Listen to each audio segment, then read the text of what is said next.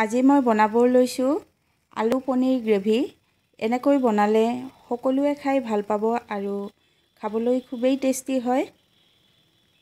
ভিডিঅ'টো শেষলৈকে চাব আৰু ভাল পালে লাইক, কমেণ্ট, শ্বেয়াৰ আৰু চেনেলটো ছাবস্ক্ৰাইব কৰিবলৈ নাপাহৰিব।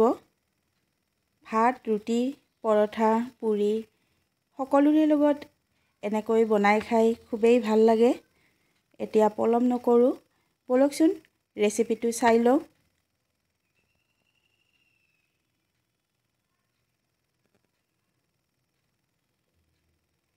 ৰেচিপিটো বনাবৰ বাবে মই পনীৰখিনি এনেকৈ স্কুৱেৰ টাইপত কাটি ল'লোঁ।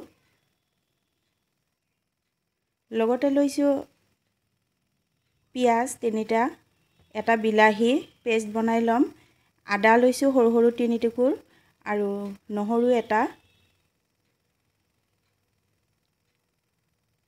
কেইটামান কাজু লৈছোঁ আৰু গৰম পানীত 10 মিনিটৰ বাবে এনেদৰে তিয়াই ৰাখিম। এতিয়া মই শুকান জলকীয়া 3টা, পিঁয়াজ, আদা, নহৰু গোটেইখিনি মিক্সিত পিচি ধুনীয়া এটা মিহি পেষ্ট বনাই ল'ম।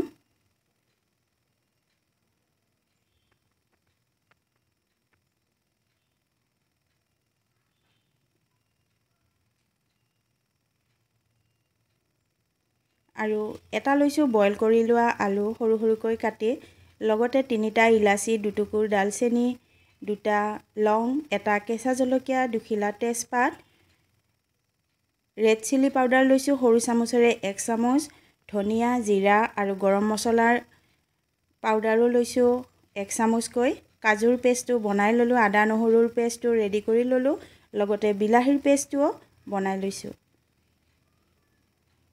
এতিয়া ফ্ৰাই পেনখন গৰম কৰি লৈ ডাঙৰ চামুচেৰে 3 চামুচ ৰিফাইন তেল দি ল'লোঁ আৰু গৰম হ'বলৈ দিম। তেলখিনি গৰম হোৱাৰ লগে লগে তেলত হালধি আৰু নিমখ দি দিলোঁ আৰু এতিয়া পনীৰখিনি 2টা ছাইড লুটিয়াই লৈ ৰঙচুৱাকৈ ভাজি ল'ম। একেবাৰে বেছিকৈও ভাজি ল'ব নালাগে। এয়া চাওক, পনীৰখিনি মই ইমানটোলৈকে ভাজি ল'লোঁ। এতিয়া মই নমাই ল'ম।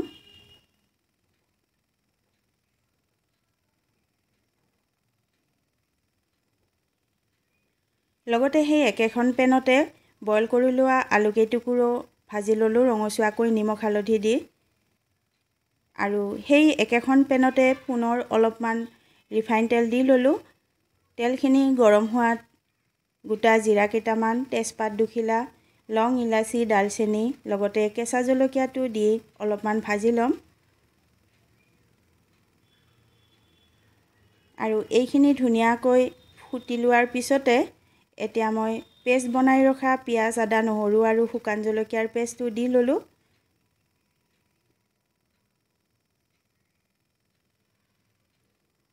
হালধি পাউডাৰ দি ল'লোঁ আৰু ইয়াৰ কেঁচা গোন্ধটো যোৱা সময়খিনিলৈকে এনেদৰে ভাজি ল'ম।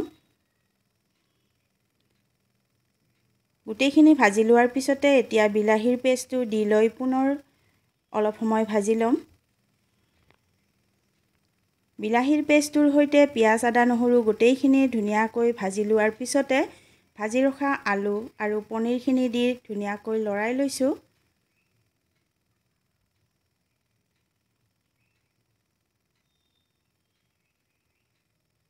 এতিয়া মই আগতে বনাই ৰখা কাজুৰ পেষ্টটো দি ল'ম।